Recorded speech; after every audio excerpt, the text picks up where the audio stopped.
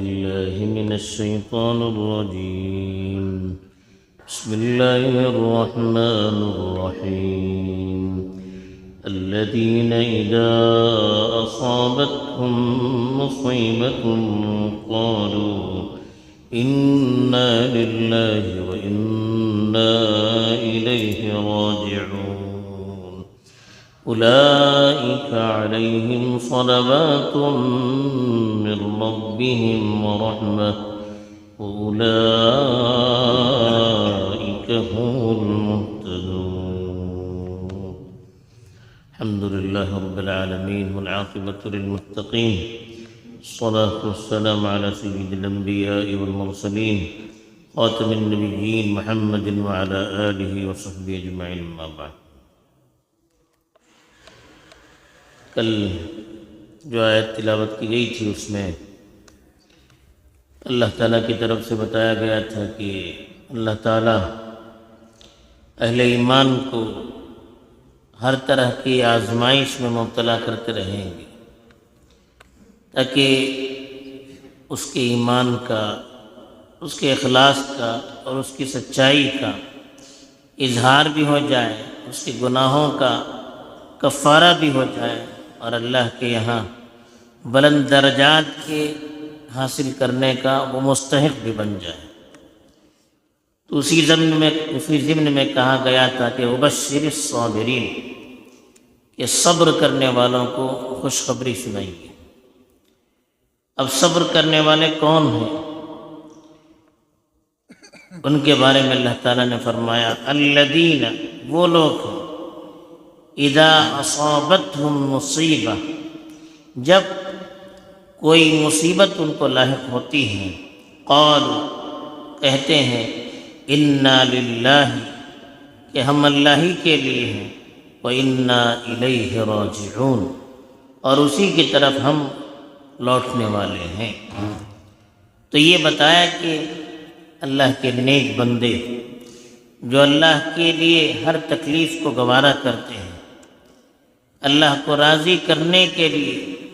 ساری مصیبتوں کو خوشی خوشی جھیل جاتے ہیں اور اللہ کے دین پر اپنے آپ کو ثابت قدم رکھنے کی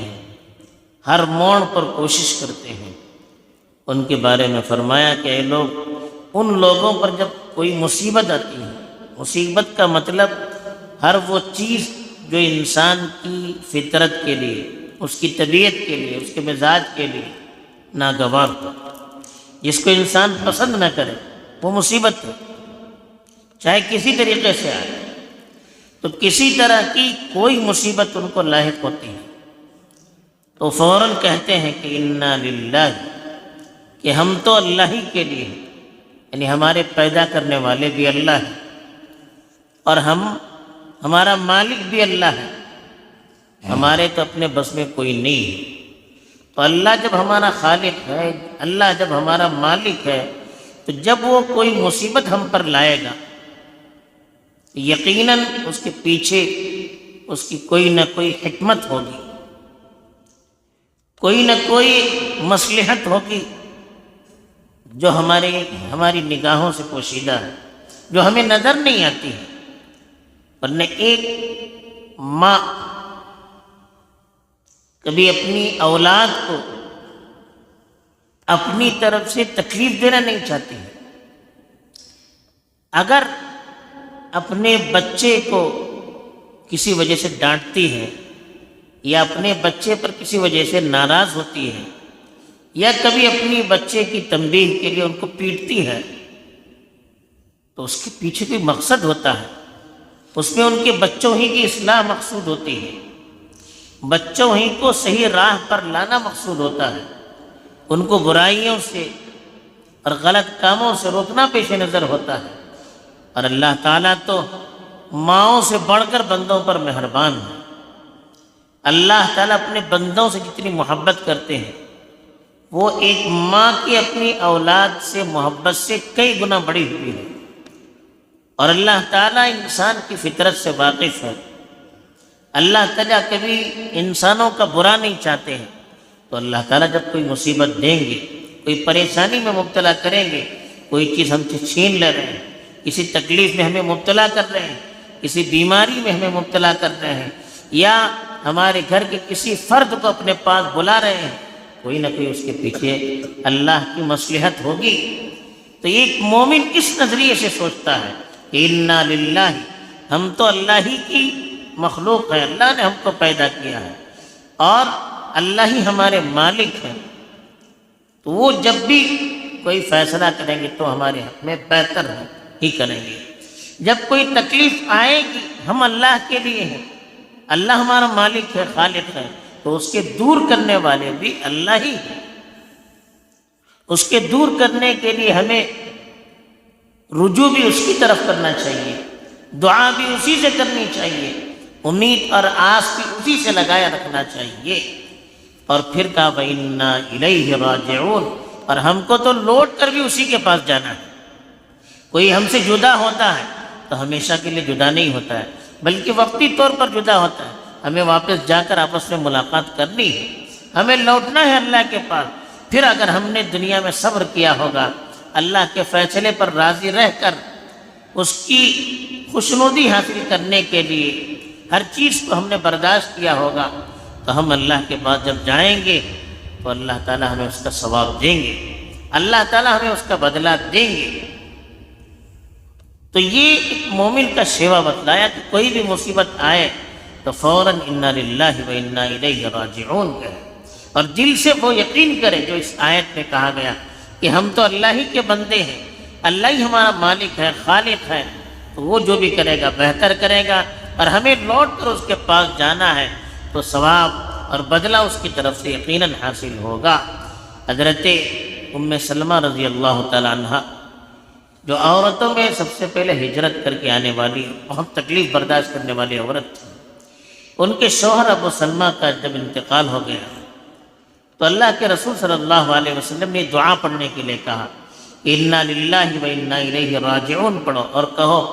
اللہم اجرنی فی مصیبتی واخلفنی خیرا منہ، کہ اللہ اس مصیبت میں تو مجھے اجر دے، بدلہ دے، اور اس سے بہتر چیز مجھے عطا کر۔ حضرت ام سلمہ فرماتی ہیں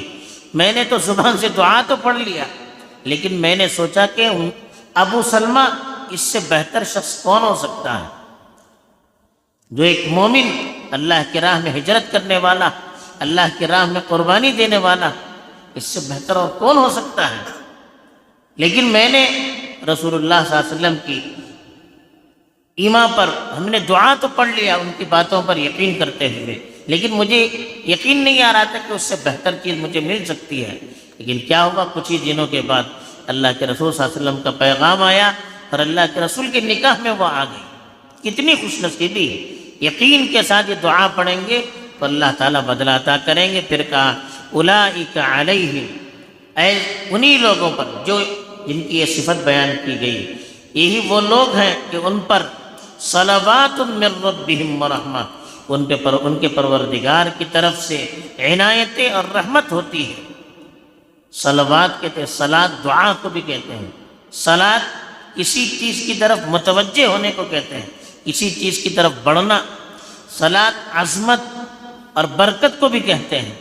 تو اللہ تعالیٰ ایسے لوگوں پر خصوصی توجہ دیتا ہے اور اپنی رحمتیں اور برکتیں خاص طور پر نازل کرتے ہیں۔ اللہ کی توفیق ایسے لوگوں کے ساتھ شامل حال رہتی ہے جو اللہ کے ہر فیصلے پر راضی رہتے ہوئے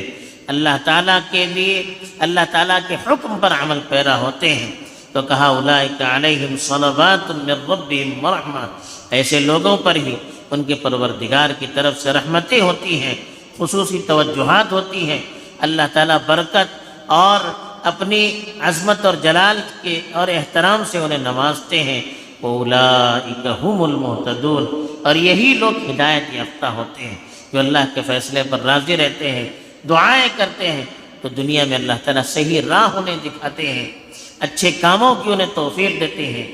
اور استقامت کے ساتھ، ایمان کے ساتھ انہیں اس دنیا میں باقی رکھتے ہیں، اور اللہ تعالیٰ اپنی توفیق سے ایمان ہی پر اپنے دربار میں ان کو بلاتے ہیں۔ تو یہ اللہ تعالیٰ نے صبر کرنے والوں کی صفات بھی بیان کی، ان کا عمل بھی بتایا، اور ان کے لیے کیا انعام اللہ کے پاس ملنے والا ہے اس کو بھی بتا دیا۔ اللہ تعالی ہمیں ان آیات پر یقین کر کے اس کے تقاضوں پر عمل کرنے کی توفیق دے، آمین۔ وآخر دعوانا